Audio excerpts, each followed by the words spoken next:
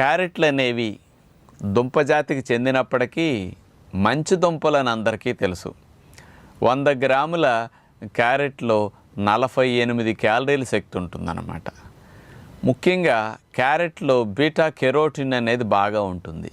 ఇది మన శరీరం లోపలికి ముఖ్యంగా లివర్లోకి వెళ్ళిన తర్వాత విటమిన్ ఏగా కన్వర్ట్ అవుతుంది.